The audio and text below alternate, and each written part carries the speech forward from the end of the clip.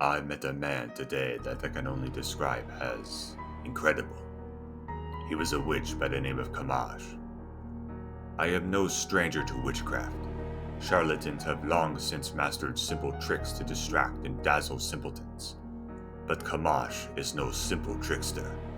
Despite our brief conversation, he imparted on me an intelligence that rivaled my own, though our fields of expertise could not be farther apart. When I asked about his profession, he plucked light from the air and strung it through his hands like a weaver plays with yarn. The reassortment of fabric, strung together with the motion of a hand.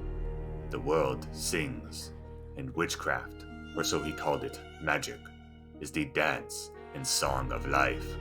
Everything sings. I could not help feel mocked by the childlike innocence of his display and passion, and yet it was contagious. Magic was his Tatiana, his muse, and it loved him without reservation. Perhaps it was jealousy in this mistress he calls magic that compelled me to accept an invitation to his tower tomorrow. As I ponder it now, I am unnerved at how easily I accepted.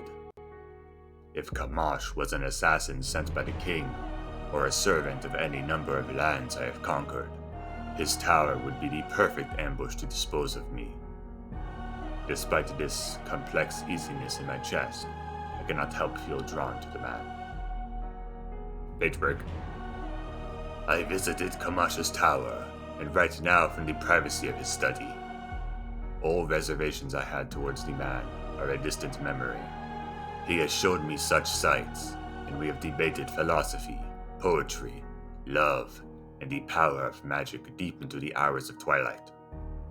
Old whilst we laid, enjoying wine from his homeland under the watchful gaze of the stars. His tower, where does one begin with such a splendor? He has devised a structure of motion to better his understanding of worlds beyond our world. The stars and moon have power, he says. He speaks about them in poetry. How small a man like me feels in his presence. For to Qamash, all the world I have traveled can be conveyed by his hand on a map. What wonders exist beyond the borders of Circia?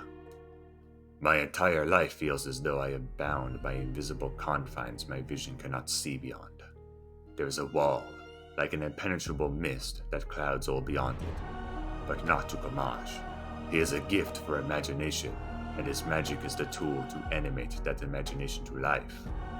Animate. Qamash taught me this word today. As I understand, it means to bring life to what has never possessed it. I have seen firsthand the magic of animation, which he claims is unique to him.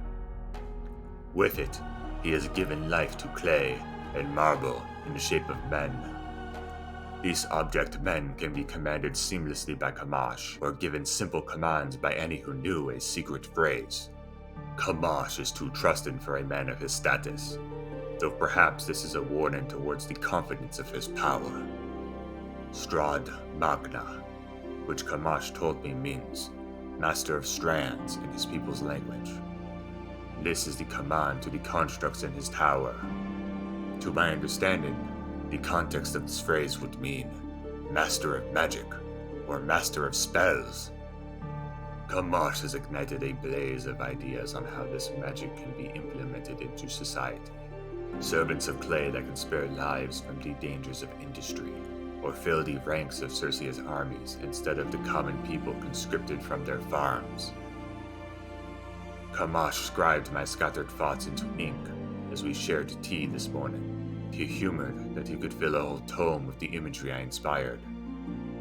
To hear a man I considered my equal compliment me in such a way forced me to excuse myself so that I could clear my eyes of the emotion he had compelled in me.